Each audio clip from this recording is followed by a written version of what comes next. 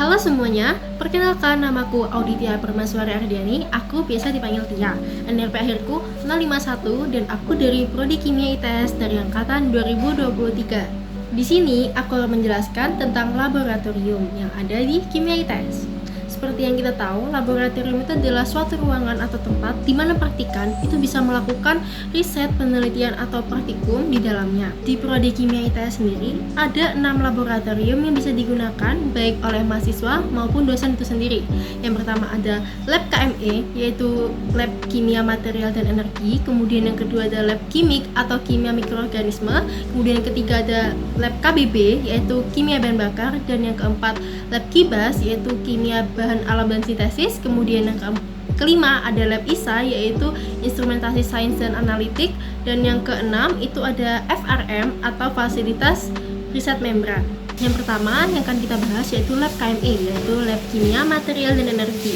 Sejatinya di lab ini berfokus pada yang seperti yang kita tahu yaitu material dan energi, sehingga lebih banyak di bidang anorganik.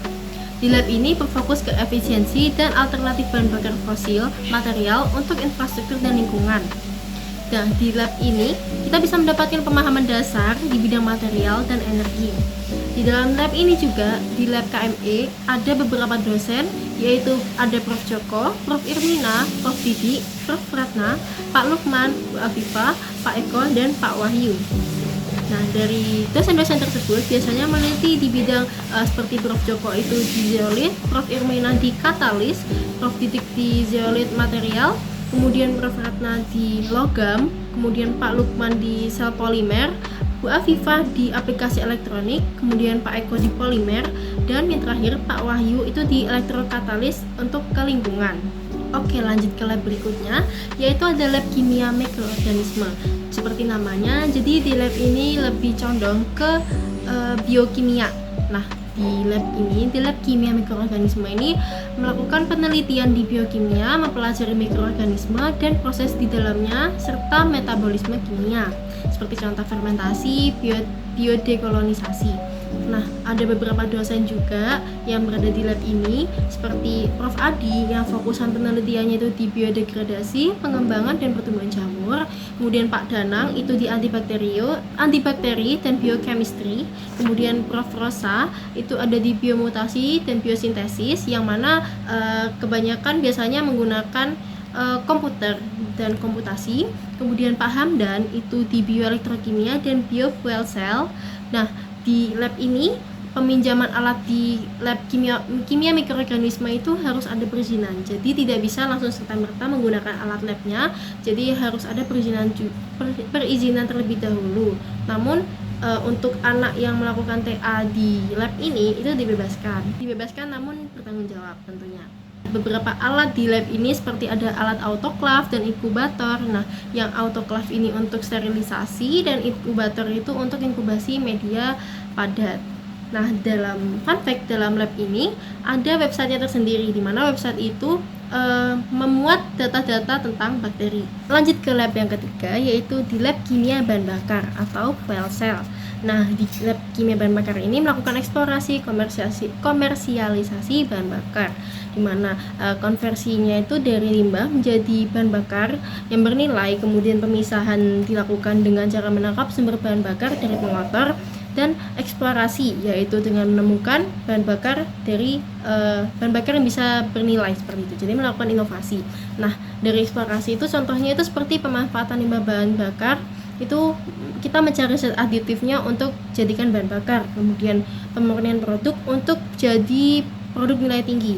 Kemudian di lab ini itu lebih berfokus dalam SDG 7, 12, dan 13. Ada beberapa dosen yang ada di lab ini seperti Pak Trianda sebagai Kalebnya, kemudian Prof. Ahlus, Prof. Peri, Bu Zahra, Prof. Hamzah, dan Bu Yuli. Untuk Pak Trianda sendiri itu melakukan penelitian, fokusnya itu ada di membran, yaitu di kimia fisik. Kemudian untuk Prof. Peri itu biasanya di biokimia organik batubara. Nah, biasanya seperti sampel yang diteliti batubaranya. Kemudian untuk selanjutnya itu ada biomarka minyak dan gas. Kemudian di selanjutnya itu ada Prof. Ahlus yaitu di fotokimia dan kimia fisik termasuk fotokatalis dan perpindahan atau transisi atom. Kemudian Prof. Hamzah itu anorganik seperti konversi katalitik dari bahan bakar. Kemudian ada Prof. Yulfi itu ada di topik yang mirip seperti Prof. Perry, tapi itu adalah mencari zat aditif yang ditambahkan ke bahan bakar seperti di bensin.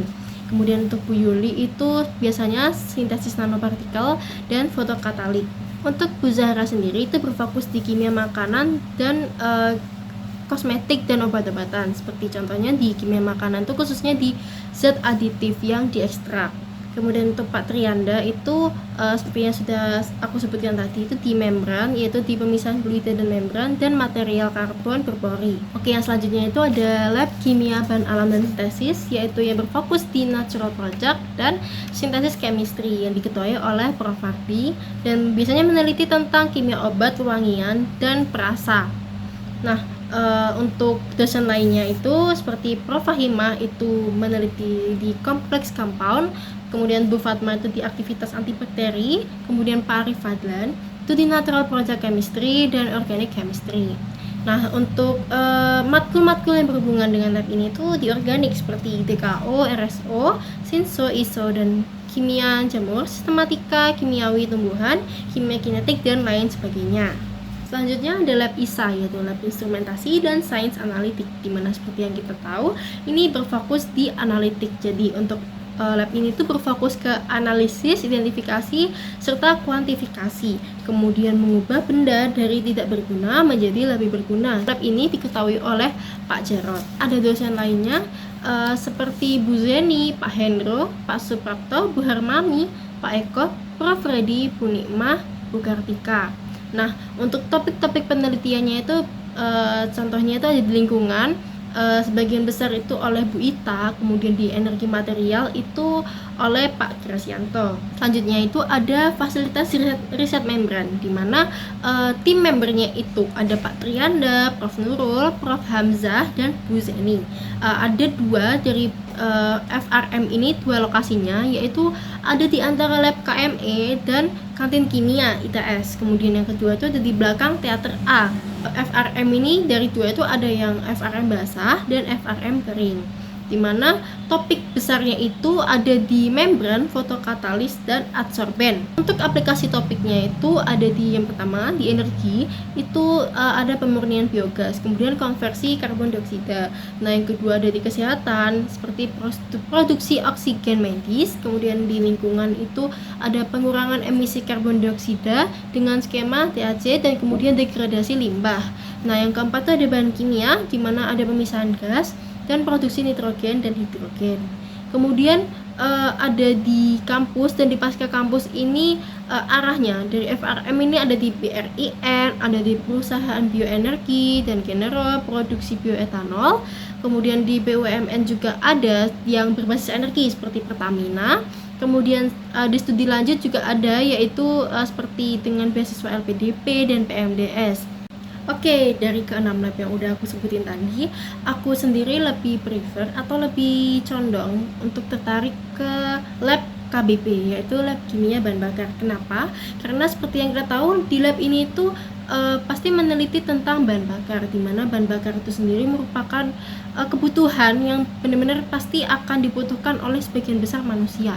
Tidak ada, sangat sedikit manusia tidak butuh bahan bakar, karena hampir semua manusia pasti menggunakan kendaraan, baik itu kendaraan pribadi maupun kendaraan umum, yang dimana semuanya membutuhkan bahan bakar.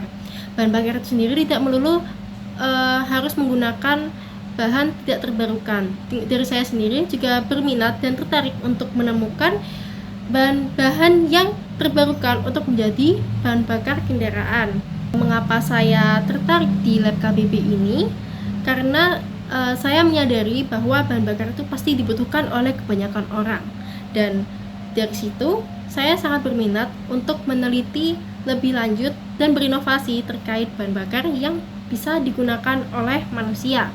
Jadi dari aku sendiri tertarik untuk meneliti ke topik yang sama seperti yang diteliti oleh Prof. Perry dan Prof. Yulvi, yaitu terkait penambahan zat aditif ke bahan bakar yang dimana mungkin bisa meningkatkan nilai mutunya atau bisa mengubah hal-hal menjadi produk yang bernilai. Ataupun saya juga ingin berinovasi untuk membuat bahan bakar dimana tidak melulu harus dari bahan atau sumber daya yang tidak terbarukan, sehingga kita juga bisa tidak bergantung kepada bahan-bahan yang pastinya suatu saat akan habis. Oke, mungkin itu aja dari aku. Semoga apa yang aku jelasin selama video ini tentang lab-lab kimia yang tentunya menarik banget itu bisa bermanfaat dan semoga mudah dipahami juga. Dan aku minta maaf kalau ada salah dari apa yang aku jelaskan atau mungkin kurang dipahami. Sekian dari aku, terima kasih.